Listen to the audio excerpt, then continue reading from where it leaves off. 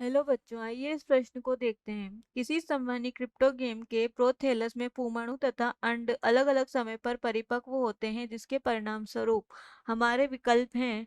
विकल्प ए है निषेचन की सफलता दर में कोई परिवर्तन नहीं होता। विकल्प बी है उच्च वंध्यता आ जाती है। विकल्प सी है निष्कर्ष निकाला जा सकता है कि पादप असंजनिक है। और विकल्प डी है स्वनिषेचन नहीं होने दिया जाता। आइए इस प्रश्न की मुख्य अवधारणा देखते हैं।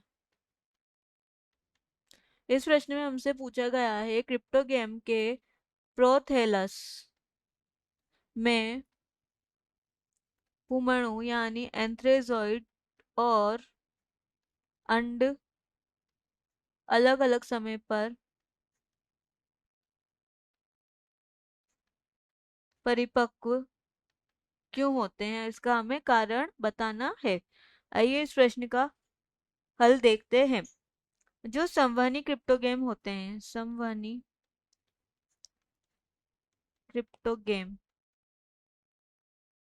उनका जो प्रोथेलस होता है, प्रोथेलस में उपस्थित जो इनके एंथ्रेजॉइड या इसे हम बोल सकते हैं पुमणु और अंड जो है वह अलग अलग समय पर परिपक्व होते हैं। अलग अलग समय पर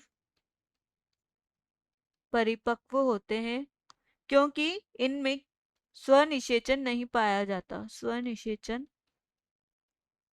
नहीं पाया जाता है, यानी कि हम बोल सकते हैं इनमें स्वनिषेचन जो होता है वो क्रिया अनुपस्थित होती है। हम जानते हैं कि स्वनिषेचन किसे कहते हैं। स्वनिषेचन ऐसी प्रक्रिया होती है जब एक ही पादप के जो पुमणु हैं, यानी एंथ्रेजोइडे एक ही पादप के पुमणु उसी पादप के अंड को निषेचित कर देता है, तो यह क्रिया कहलाती है हमारी स्वनिषेचन की प्रक्रिया।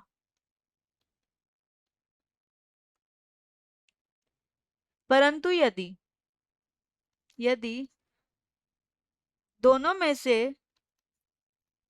यानी कि पुमणु या अंड में से कोई भी एक ही समय पर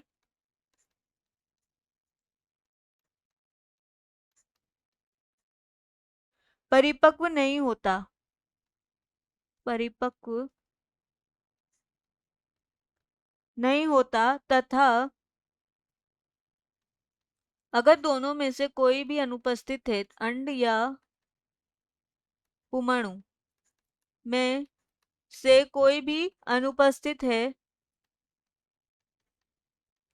तो वहां स्वनिषेचन की क्रिया असंभव होती है, यानी कि वहां स्वनिषेचन नहीं पाया जाता है।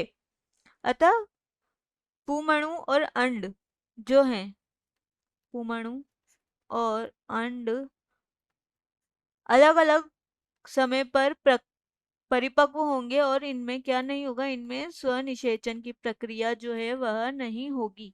अतः हमारा इस प्रश्न का जो विकल्प ए दिए सही है, वो विकल्प ए यहाँ गलत है। विकल्प बी दे रखा है उच्च वंध्यता आना, यह भी गलत है।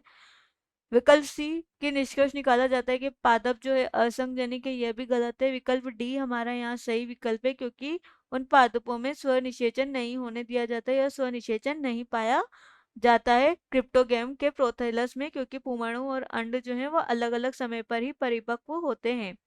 आशा है कि आप इसे अच्छी तरह समझ गए होंगे। धन्यवाद।